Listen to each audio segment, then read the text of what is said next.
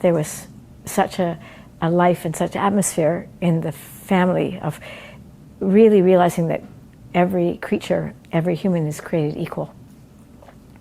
And that what's important about a person is the person, not what they have, not what they wear, not what they say, not what they do, not what they win, but it's the essence of a human being. And then I think really not having physical possessions.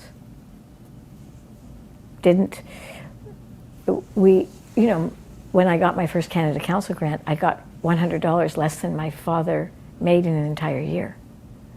So we grew up not with things. Our life wasn't about, of course we all wanted them, but that didn't stop us wanting them, but we grew up without those things. And I think it does put a very, we weren't poor, we always had clothes, we always had food. I felt we lived a very lovely life, but there wasn't a lot of money for extra things.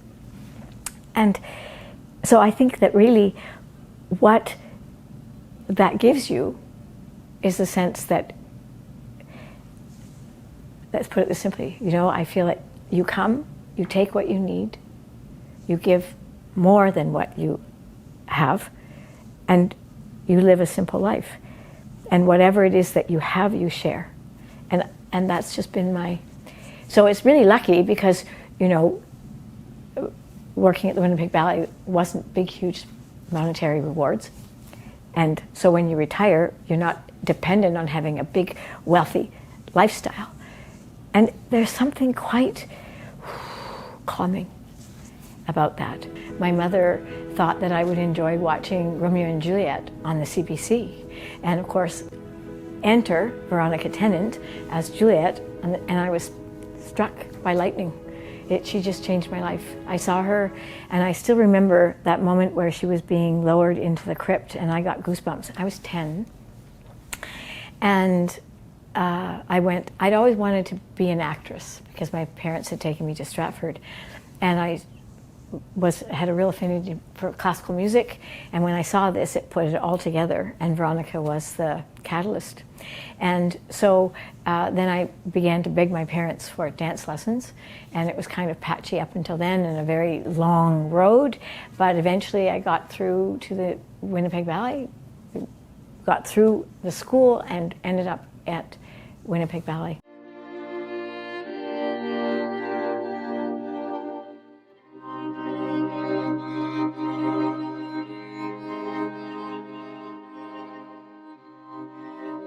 I had had 3 or 4 failed attempts at the National Ballet School. And so my teachers in London, Dorothy Carter and Victoria Carter, suggested that I try the Winnipeg Ballet School because they were just starting a new program with David Maroney, a new sort of professional program. So I went after grade 12. Didn't finish grade 13, much to my parents' chagrin, and went out to Winnipeg, lived with a family from the church there, and boarded and joined the professional program and was there for 3 years, then joined the company at 20, which is quite old, really, for a dancer. And at that time it was. People were joining companies at 16, 17, 18, and went through the ranks as a corps de ballet, but the second year was given the opportunity to do Nutcracker. And then was shoved right back into the corps de ballet, which didn't please me very much at the time, but it was probably the best thing for me. And Winnipeg was a great training ground because at that time it was a touring company on the bus, and the very first year we did a 10-week bus tour of America. And of course the second day I was dancing a solo, Snow, in the Seasons by Stuart Sebastian. And we came back, we had done it in Minneapolis, it was a premiere. We came back and I found out my father had died. So I had to dash back, and I was there for 5 days, and then I went back on this 9.5 week tour with the Winnipeg Ballet. But it was one of the best training grounds ever because you got on stage. I was at corps de ballet with 3 ballets every night and one-night stands. So, and we would do sometimes close to 200 some performances a year back then. So it was just bliss, because my dream had been the National Ballet of Canada.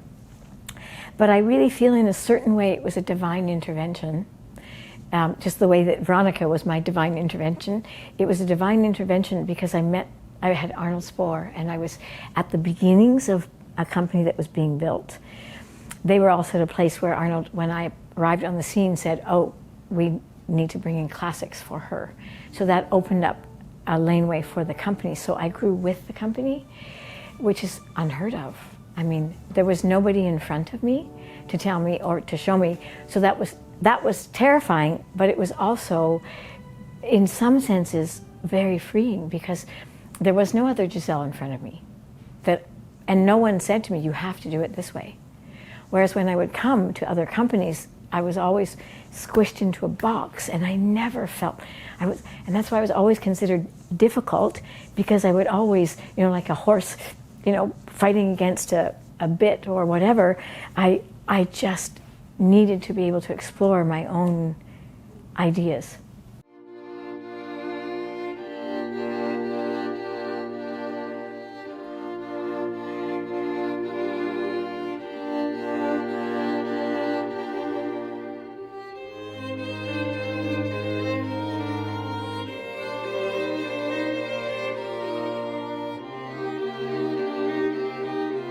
I did audition for the National Ballet, and Alexander Grant said, maybe come back in a year or two, and then I went to Varna, and I won the medal.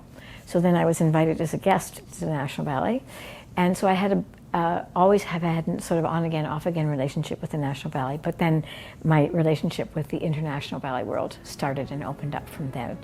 And that was exhilarating, frightening, terrifying, enlightening, all at the same time. I mean, I look back now at some of the letters that I wrote to my mother, and it was describing my schedule. I have no idea how I did that. I spent so much time on an airplane. But it was wonderful, because I would never have been exposed to all the things that I was. Costuming, versions, teachers, dancers, cities, languages, all these things. I mean, I spent most of my time in the hotel and theater, but it was a real learning ground.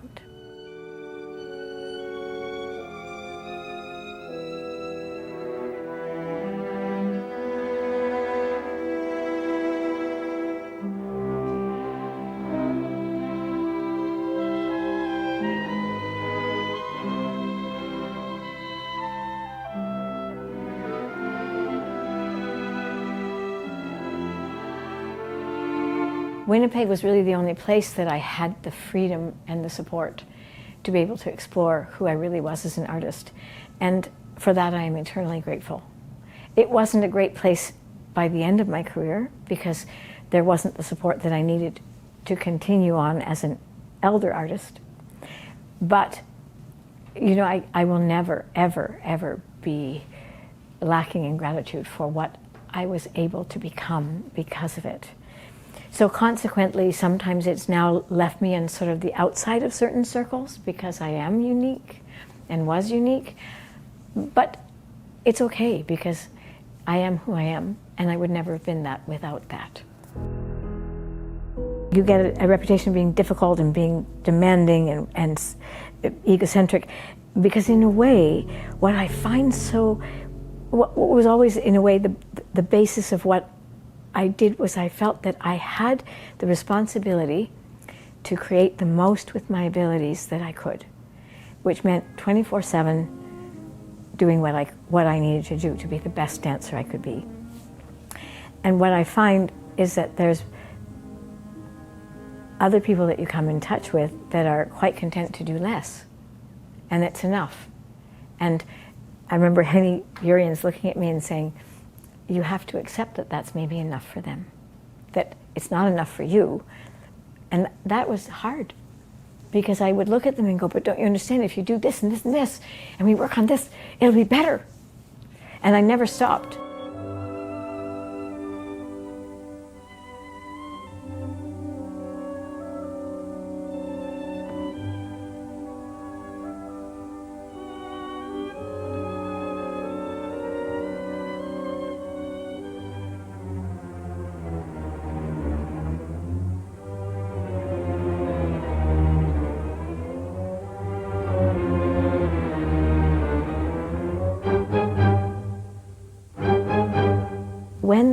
that spirit comes through you, there's nothing more.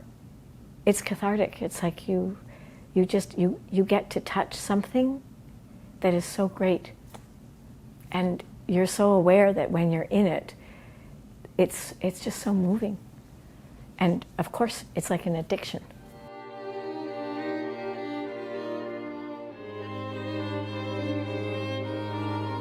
Interesting, because when I'm actually performing, I'm terrified.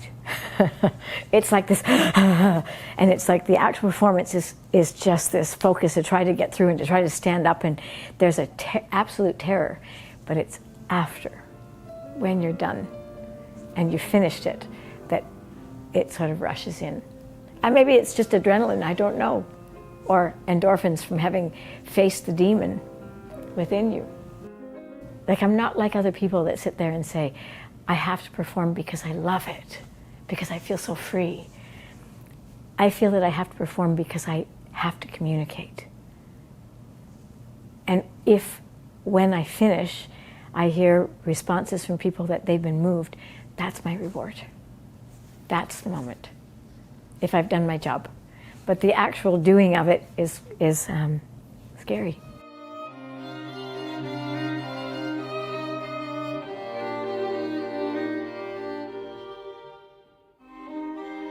I'd say when you're closer to 40, you start realizing that you give up worrying so much about whether or not you're perfect, and you start to tend to focus much more on what you're giving emotionally.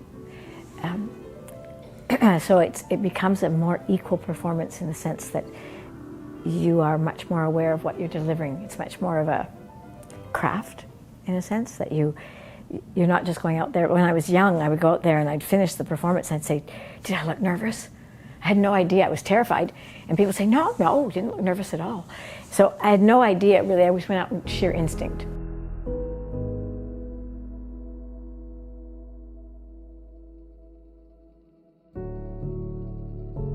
Well, James has just been an absolute gift. And I think that it's a gift from Spirit, right? That he arrived and allowed me to participate in what he was working on now. And I don't think of it as necessarily as being contemporary, because it feels very balletic. The language, it's contemporary in the sense that it's not pointed feet and it's not point shoes. But for me, it's a true communicative language. And in some senses, when I did Forward Legs, I felt like I'd worked my whole life to come to that point, to be able to do that. Because really what it is expressing with your body a text. It's creating story. And it's less about the steps you do, but using the steps to tell a story. And I mean, at however advanced years I am, it was just an amazing gift to be able to explore that with him.